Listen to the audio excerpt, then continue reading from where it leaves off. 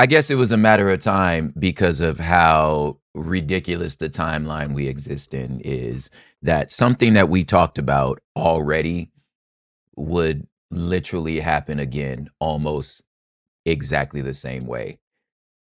We got to talk about gerrymandering. And as I was prepping to discuss gerrymandering, and the gerrymandering I'm talking about is happening in Texas. What gerrymandering is, which you will shortly learn later, because apparently I done already talked about this, is the redrawing of congressional districts. And what's happening in a fair and balanced world, big old air quotes, would be, as demographics change, as populations change, you have to make sure the districts actually matches the needs of the people that they are in, and that they will be in things that are what they would call competitive districts, meaning that the areas are created in a way that doesn't just consolidate power to one particular party, but one that really represents the people for which they're supposed to be representing, right? What an idealistic world. This is what would happen if these things were done fairly. Now, in California, we got rules around this. The people who draw our districts, which again, we're going to get into like what all this stuff means a little later, but the people who draw the districts in California, it's a third-party independent institution that draws those lines, which is why you don't hear a lot of us necessarily complaining about our gerrymandering our districts, because politicians don't have the right to redraw the districts. And if the districts are going to get redrawn, you have to vote on it. Like, you can't just do it. Texas, however, is different. Now, you may have seen on the news a few days ago when they asked President Trump, hey, why are you redrawing the districts? Why y'all trying to redraw the districts in Texas? He said the quiet part out loud without actually understanding that that's the quiet part. He was like, oh, we just need 4 more congressional seats for the Republicans. Like, that's the part you're not supposed to admit if you're a politician. You're supposed to do this rigmarole about, oh, well, the demographics are changing. We're realizing that the people aren't being represented the way that they should. He's like, no, nigga, I'm trying to keep control of the House. I need the power because midterms is coming and we're going to lose. So what he's doing is disenfranchising. That's what he's, and he just looked at the camera and was like, oh, I'm disenfranchising voters, is what this man said. Now, how I'm able to run all the way to that conclusion is what I want to talk about in this episode. But apparently I done already talked about it, because in Texas, they already tried to do this in 2021. And what you do is, if you are the opposition party, is you just leave. So that's what they did then, and that's what the Democrats is doing now, because time is a curling universe. So this episode in 2021, on December 14th, called You Ride With Us Now, is about gerrymandering, where that term came from, and how sometimes, I know you might wake up in a whole different hood. You ain't even know. You ain't even know it. All of a sudden, y'all Crips now. Oh, we Crips now. That's kind of what happened with me. Apparently, we Crips now. Anyway, all this will make sense because apparently I done already taught it. So here's past me talking about present day me in the past, not knowing that future me was going to have to talk about the same thing. You ride with us now.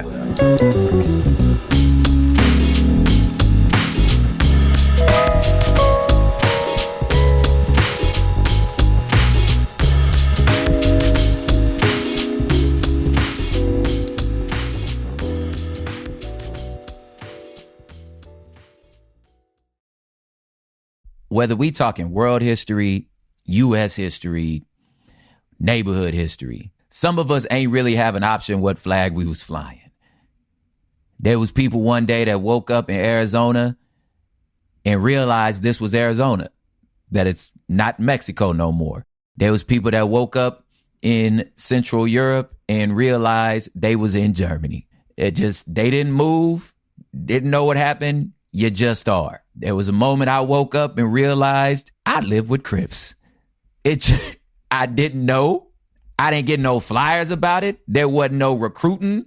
It wasn't, at least I didn't know. I was too young. Maybe there was some recruiting. I didn't know. I just woke up one day and was like, oh, we Crips. At least my neighborhood was. I ain't signed up for this. This is just where I live. And then don't mess around and make a friend, because then you mess around and make a friend. And if you and your friend one day, y'all walking home and somebody with some other color shoelaces decide that they was going to, take your bike right quick. And then that friend go tell his big brother and then march you and your homie back over there to either squab up, you know what I'm saying, you get your bike back, or he do it too. Guess what? Your shoelace is the same color as that big brother now in the eyes of the other hood. This just you one of them now. Homie Bamboo was telling me when I asked him how he got put on the hood, he was like, look, it happened twice. Once I was just sitting outside with my uncles and they was like, yo, go fight this fool. Now I'm all of a sudden, it's like, okay. And now I just got jumped in. I don't know. Just what happened. Of course, later on, he made his conscious decision to be in the hood. But that first jump in, nigga, that was like, oh, we just happen to be over here. The district lines have been drawn, my nigga. This is where you at. Somebody drew the districts. I had no say. Then it might get even worse because, sometimes depending on who go off to jail and who's able to hold down the block, sometimes the neighborhood changes. I know in a lot of parts of Los Angeles, just neighborhoods went from black to Latino. Quick, of course, is in air quotes. But once they become Mexican, these ain't Crip and Blood neighborhoods no more. This is all good. And what if you didn't move? Guess what? You done been redistricted. I want to talk to y'all about gerrymandering, hood politics. Hey, it's so hood right now. Hood politics, y'all. Hood politics. All right, y'all, let me tell you this little story from my life. So, south of Los Angeles, northeast of Compton, city called Linwood. Borders Compton, Long Beach. It's in the South Bay. Linwood, when I was younger, child, middle school, apparently I'm what they call an old millennial. It's a black hood. It's Watts, Compton, Long Beach, Carson. Like they're all sort of around. It's this corridor, right? Now, what borders up to Linwood is this area called Southgate, Huntington Park. Now Southgate and Huntington Park have been, as far as I've understood, those were Latino, those were Mexican hoods. My wife is from Huntington Park. Shout out Dr. Alma. If y'all new here, you don't understand it. Prefer to her by her prefix, but my PhD wife used to gangbang, but we're going to leave that alone for now. Anyway, so that area of town, Southgate, Huntington Park, Bell Gardens, these areas were, like I said, predominantly Latino, and Cypress Hill's from around this area, right? So but Linwood, however, was it was black. And a lot of areas in this part of town were people who were able to, maybe leave South Central, maybe leave Watts, who were just such active hoods to kind of like, maybe own a house, maybe start a family. Like these people had, like, these were 2-income homes or families, you know what I'm saying? So like they were able to afford something like this, but it didn't mean it wasn't active. These were active areas that you didn't go necessarily kick it in because, I'm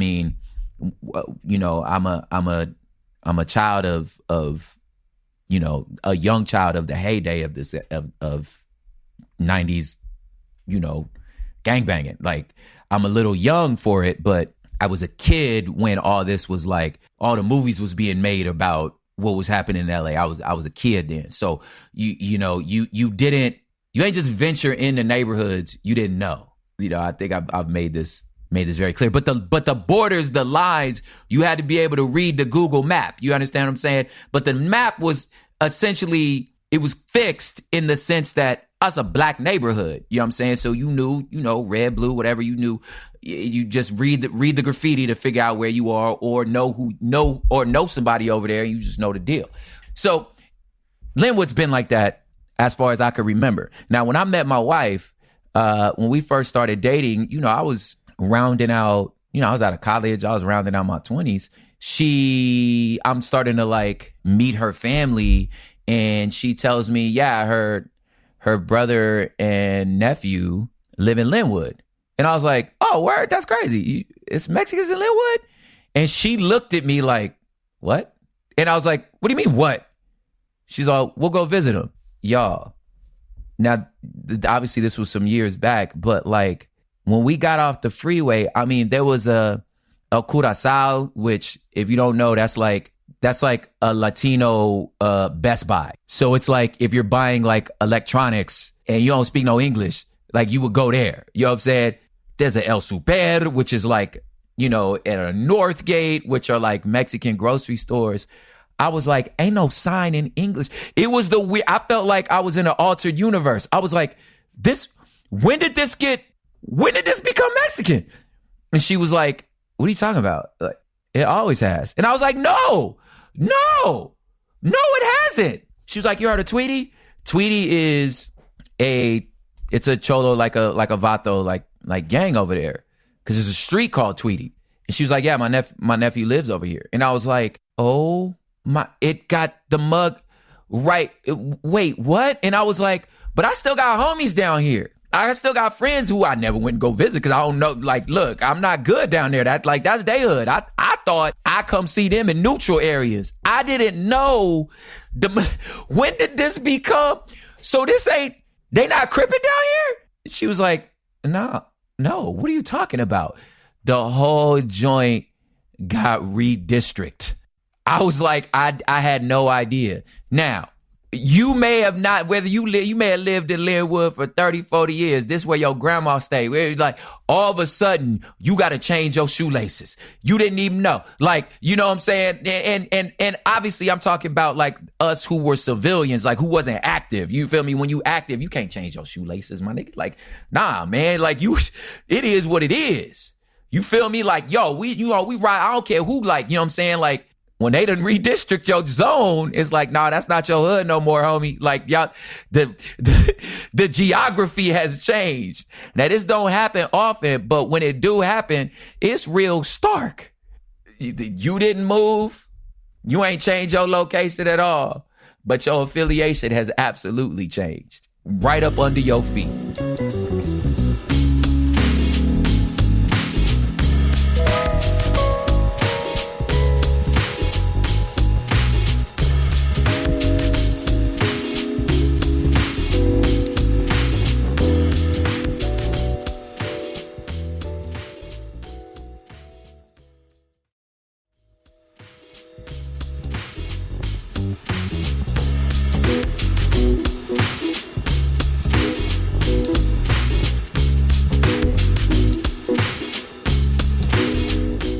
Okay, I want to talk to y'all about gerrymandering now.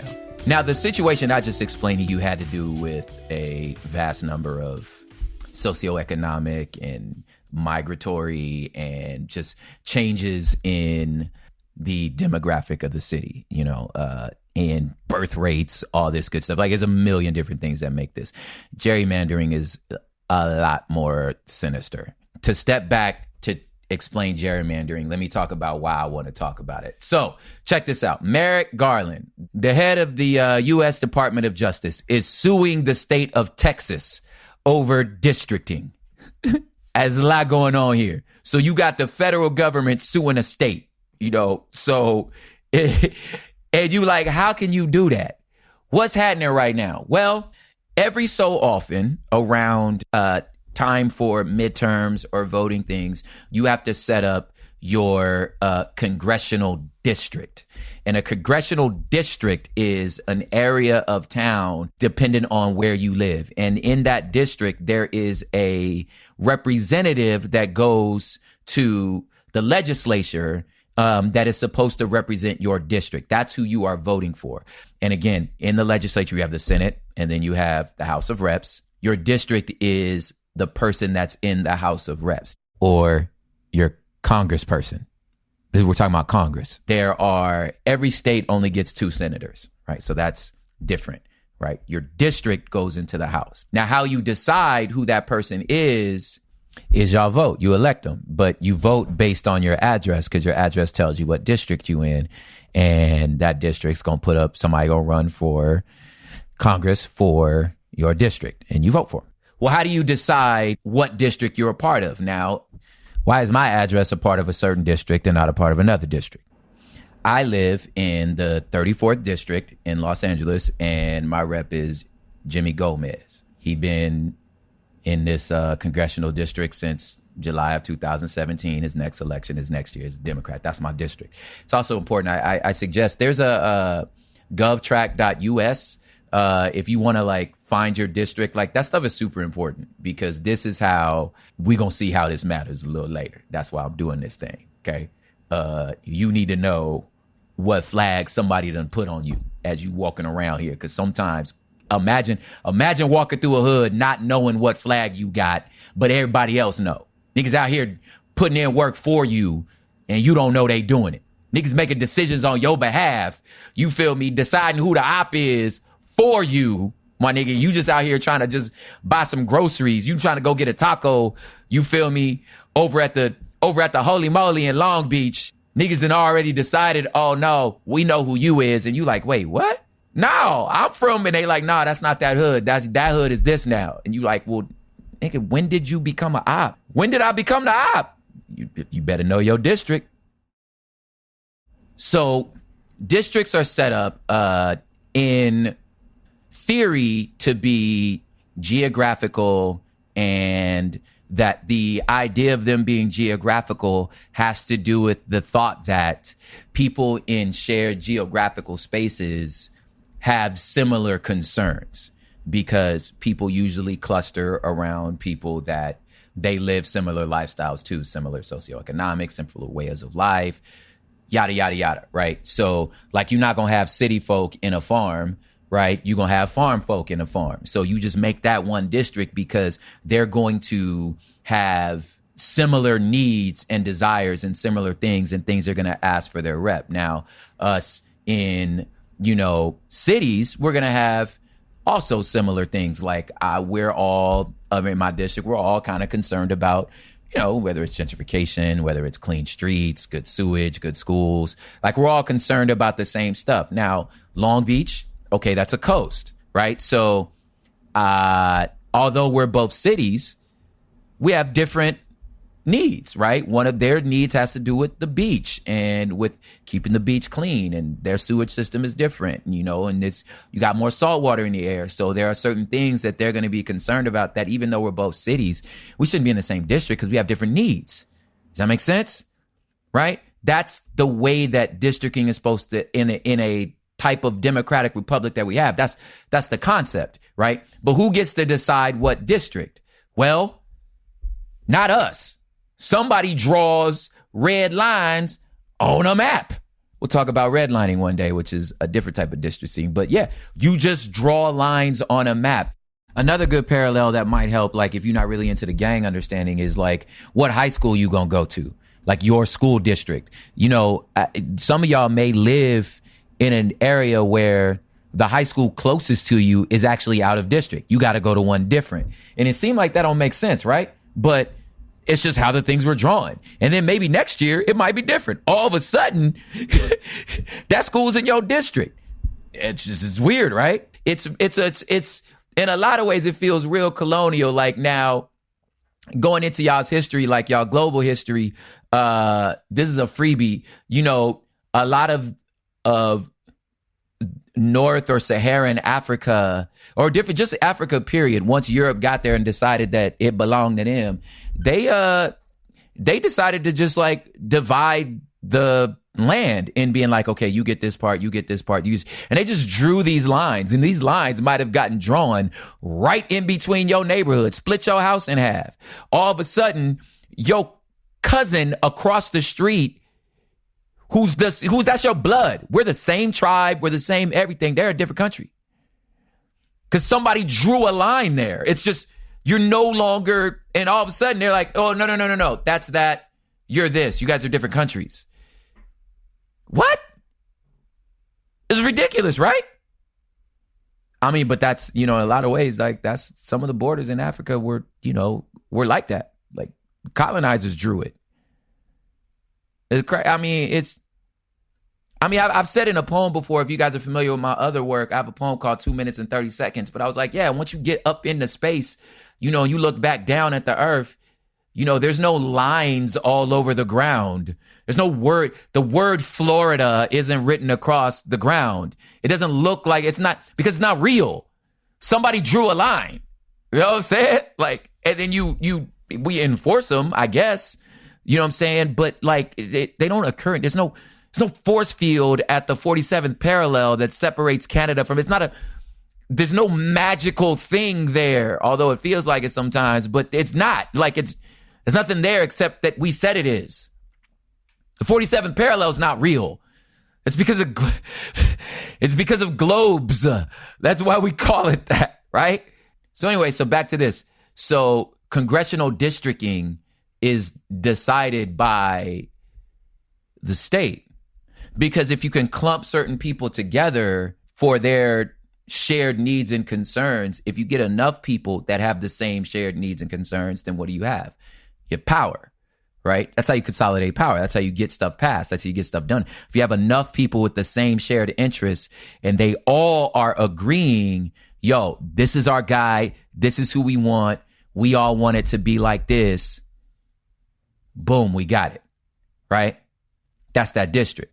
I wonder if y'all can already see how this can get weaponized in a white supremacist, horribly racist system. If you have a bunch of black people living in the same space and they become a district, when you outnumber everybody else, guess what? You have the most voting power. So if I draw a line around this city and that city is comprised of 80% black people, guess who gonna get to say? Because it's just more of us. So if you're trying to consolidate power, what do? You redraw the lines. It's pretty simple. You divide that. Let's just keep it real clean. You got 80% black people, and just for the sake of this argument, the other 20 is white. Now there's nowhere in California that's like that, right? But let's just say that is, then what do? You draw a district around the white people and take 10% of the black people and make that one district. You take another part of that 80% black folks, and now that's only 70%. You go into another district over here that's maybe predominantly Latino, and you take 10% of that Latinos, add it to another 10% of them white people, right? So now this new district is 90% white and 10% Latino. And then you take this other district. So you just keep drawing lines that consolidate power for yourself. That's why the districts' shapes are ridiculous, because they're not about shared interests.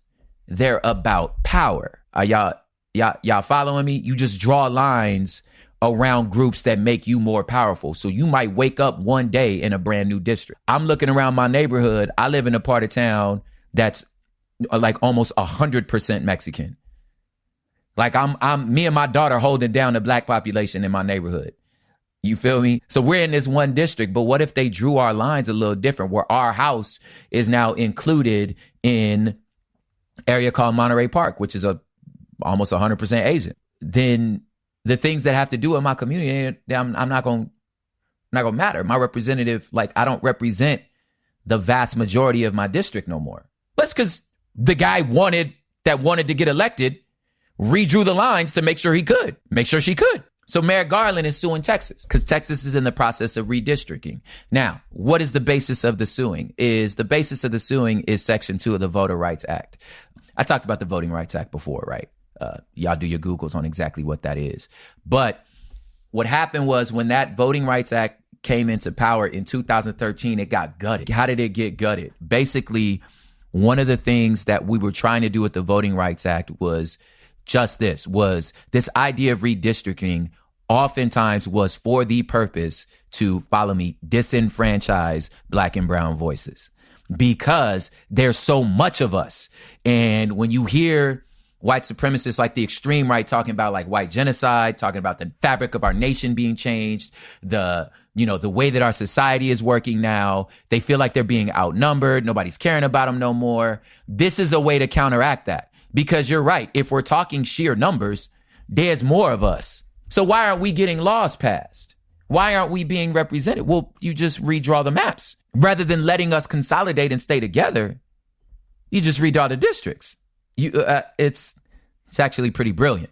But that's what will always happen. Let me go back to Reconstruction time, back to when the slaves were fully freed. When the slaves were first freed and we got the right to start voting, that's why they invented the black codes, is because we was like, oh, wait, we get to choose our elected officials? Oh, nigga, we choosing us. And we was winning because just like use your logic, use your antennas. You got one slave owning family, it's maybe 5, 6 of them. If they got 20 slaves, you outnumbered 1-4, right? 5, 10, 15, 20, 1-4. You got it? 4-1. Okay, a little bit of math. You outnumbered 4-1, right? You outnumbered 4-1. Easy. So that means if you let me choose what I'm gonna vote, well, nigga, it's more of us. We gonna choose the stuff that got to do it. So yeah, they invent the black codes. That was to disenfranchise us on purpose. Because when we get to elected, we gonna choose what makes you. That's what you told me. That's what you told me how it works. You said I get to choose my elected officials. The government by the people, for the people. Well, the people saying this is what we choose. So it was like, oh nigga, this working too good. So they had to change the laws. The Voting Rights Act was a way to say that you can't just keep doing this because you're redrawing these districts to make sure that our voices aren't heard. So if you're going to redraw the districts, you got to talk to the Supreme Court before you do it. That was what was in the Voting Rights Act, to make sure that you're not just being racist. Well, when it got gutted, and it was, like I said, this was specifically because this is what was happening in the South. It's just more people of color there. So those who were in power were losing power. It's not enough of them. In 2013, that part where you had to check in with the Supreme Court got taken out. So Texas was like, oh, well, we don't have to. We don't have to check in. And what did the Supreme Court know about us anyway? Y'all not down here. You ain't out here. You wasn't outside. Y'all know what's up down here. We drawing our own. So they started drawing their own districts. Obviously, these are the Republicans doing this because they can feel the wind shifting. How do they feel the wind shifting? Nigga, because Austin, Dallas, and Houston, them is big cities. And them is big. And what happens in big cities? Nigga, they lean left. At least right now, that's what happens. If the rest of Texas is ruled, ain't nobody out there. It's not enough people out there. So according to these Republicans, they not getting their voices heard. These people outside not getting their voices heard, right? So we need to draw districts that make their voices in rural areas be just as powerful as the ones in the city, because the city is getting too much. Hey, a lot of this was some of the stuff that was happening in California. Why California was talking about breaking it up as a state. Why in the hell should Kern County, Wairika, California? You ever heard of Wairika? Exactly. Why they paying the same taxes as San Francisco, as LA? It's like, nigga, why are we paying what y'all gotta pay? Them prices is for you. Like, that's y'all's way of life. The rest of Cali ain't like this. That's a good point. You get up to Mount Shasta, oh, that's Trump country up there. It's crazy. It's not, you think California, this bastion of leftists. No, nigga, that's the cities. You get out the cities, bruh. You get down to Yucaipa. I'm naming cities that I know you got to be from here to know. And I know this is a international pod. You don't know what I'm talking about. But you get down to Yucaipa, oh, nigga, you in Texas. You know what I'm saying? Like, they don't... rural Texas, cause, you know what I'm saying? Because Austin becoming a lot like Portland. You feel me? Dallas, you know what I'm saying? Dallas looking like Seattle these days. You feel me? Like, the cities is changing. So they was like, oh no, bro, we gotta fix this. They doing too much. So anyway, the Voting Rights Act was saying, listen, you should be able to include not just geographical, but racial and linguistic interests, right? Because that at first wasn't a part of the districting process, racial and linguistics. So when you start adding racial and linguistic, it's, again, we have a burgeoning Spanish speaking Latino community that has very specific needs. And nigga, if you not looking around, they finna outnumber everybody. You know what I'm saying? But they don't have no say. This is how you make sure, if you empower, how you stay in power. If you're the guy that you're like, yo, I'm finna lose this district because it's a gang of you-know-whats that have been filling up my district, I'm about to lose this job. Well, what's the answer? Do you try to convince these people who know for a fact you racist and you not doing nothing for us? You gonna try to convince them that you are, especially when they brought up their own champion. You know what I'm saying? They got their own champion. You gonna convince them to go with another white boy? You gonna convince this group, you gonna convince this whole city of multicolored faces that what they need is another white boy? That's what you gonna do? Nah, we just go redraw the districts. You feel me? Oh, y'all bloods now. Nah, hey, blood, practice. Hey, blood, practice. You got it? Damu, you know what I'm saying? You got it? Pyru, y'all bloods now. You redraw the district. Now you ain't got to worry about it. How we become bloods? Oh, I just drew another line around Compton. So now we bloods now. You in a blood. Like, it just happened right under your feet. So this is what Texas is doing. And Merrick Garland is like, I don't know, man, this feel real. I mean, you saying it's to protect the rural community, but it feel a little, I don't know, man. Feels a little like power grab. Feel a little like you protecting your whiteness. That's kind of what it feel like. Cause nigga, y'all almost lost. It just, y'all stay flipping.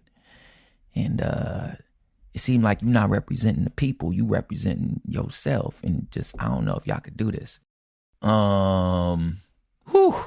Let's give you a little background history of like how long people been gerrymandering and where we even got that word.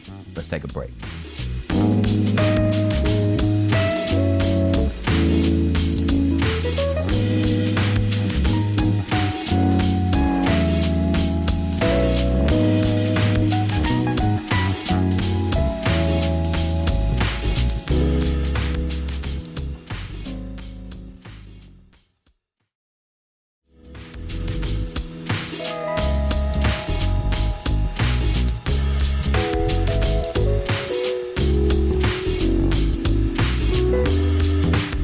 All right, we're back. Y'all peeped that Headlights yet? Did he drop it? I don't know when this episode's coming out. He better have dropped the album by now. If not, hit him again. Drop the album. I listened to it. We helped him put it in order. This fool got slaps, dog. It's just good vibes. Like if you had, this the holidays, you kind of tired of family. Let's keep it real. Tell these niggas to go home. You need something to chill out in, or even background music while everybody there. Man, throw on that Headlights tape, man. It's good vibes. You feel me? Anyway, so gerrymandering. All right, listen. This mug go all the way back to, the next day after we became a nation, right? Like immediately. You know what I'm saying? Thomas Hunter, he's a political scientist, professor over there at the University of West Georgia, right? There's evidence in like Virginia, North Carolina, South Carolina that they drew districts to benefit some candidates over others. I'm talking like late 18th, early 19th century. It wasn't called gerrymandering then, but niggas been gerrymandering the whole time, right? It would be called that a little later. I'm gonna quote him. I'm gonna quote Thomas Hunter. He says, I think that what they did in Massachusetts in 1812 really was on steroids compared to what had gone on before, said Hunter.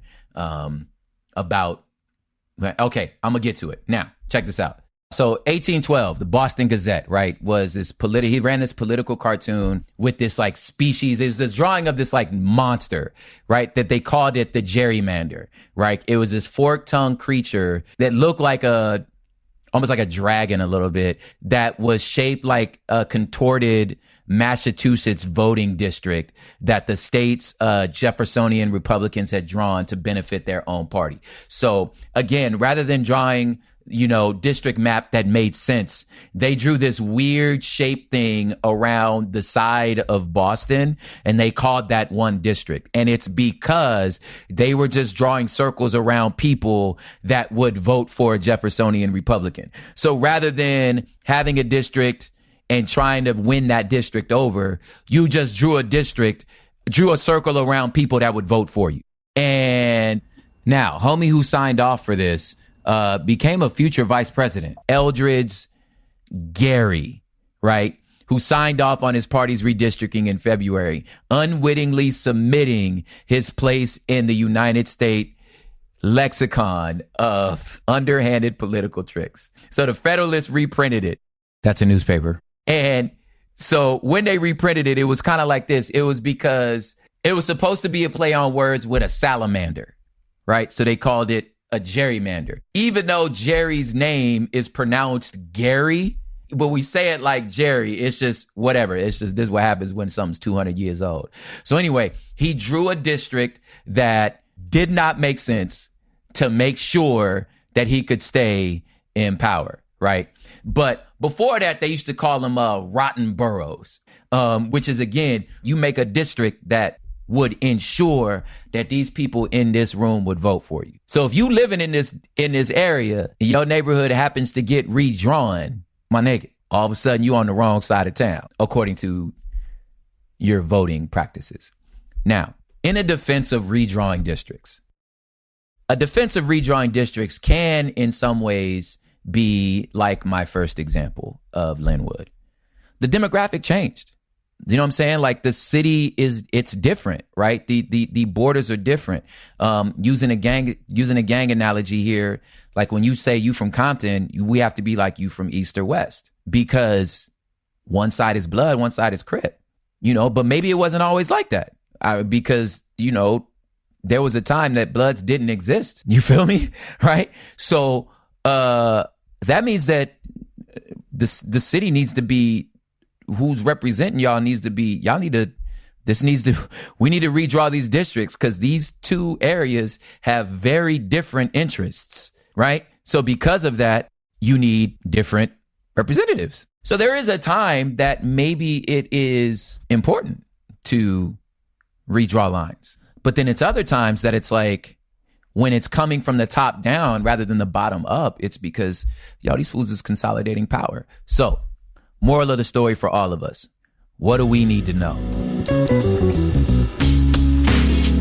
Your homework is today, as soon as you finish this pod, go figure out what district you in, who your representative is. Then do your Googles on this dude, on this lady, on this fool, on cuz, on blood. Do your Googles. What's this fool about? What they trying to do? What's their voting history? You know what I'm saying? Pay attention. Like, who is this fool? You know what I'm saying? Know your district. Know some of the ballot measures that are in your district. And then after that, like, look around as to like, maybe somebody else maybe it's time to start paying attention to your local commercials about who's running for district. Like, see who we putting up. When you see what your district is, look at the way it's drawn and being like, all right, your hood better than me. Be like, okay, this seemed real weird. Like, why are we looped in with them and not with them? That don't make no sense. I tell you why. Somebody wanted to keep their job. You feel me? So, and then just, now that you have this information, like the next time these ballots come around, you can make a more educated guess as to like who you trying to send, you feel me? Who you trying to send to the table to be representing y'all?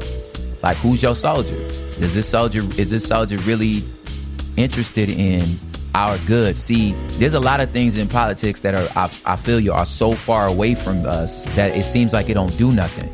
And those ones that are so far away from us usually get the most shine. These local ones, they don't get a lot of shine, but that's the ones that affect us the most. You know what I'm saying?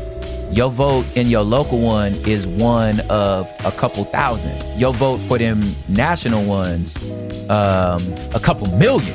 So, I mean, where you think your voice gonna hold more weight? With a couple thousand or a couple million? You know what I'm saying? Find out your district.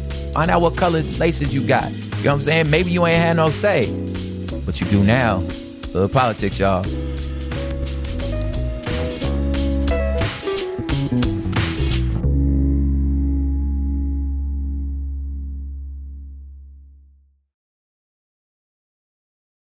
Okay, does that make sense?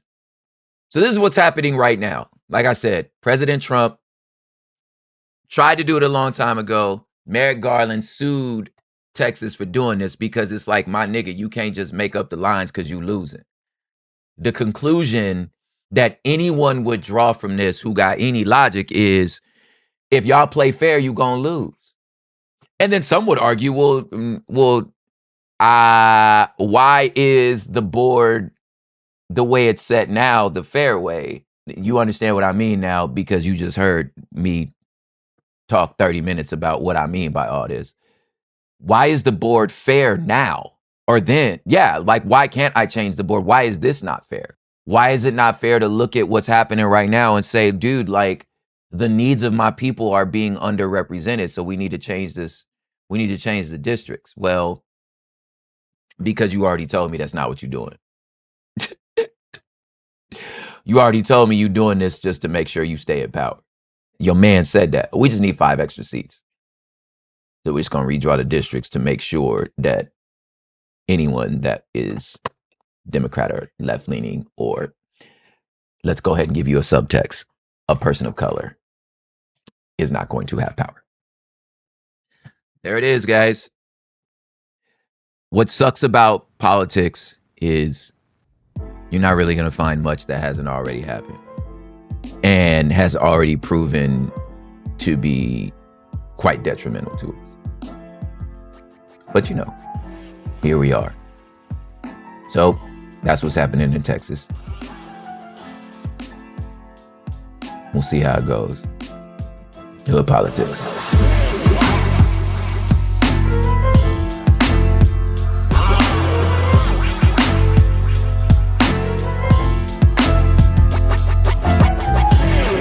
All right, now don't you hit stop on this pod. You better listen to these credits. I need you to finish this thing so I can get the download numbers, okay? So don't stop it yet. But listen, this was recorded in East Los Boyle Heights by your boy Propaganda. Tap in with me at prophiphop.com. If you're into cold brew coffee, we got Terraform Cold Brew. You can go there.com and use promo code HOOD, get 20% off, get yourself some coffee. This was mixed, edited, and mastered by your boy Matt Osowski, killing the beat softly. Check out his website, mattosowski.com. I'm going to spell it for you because I know.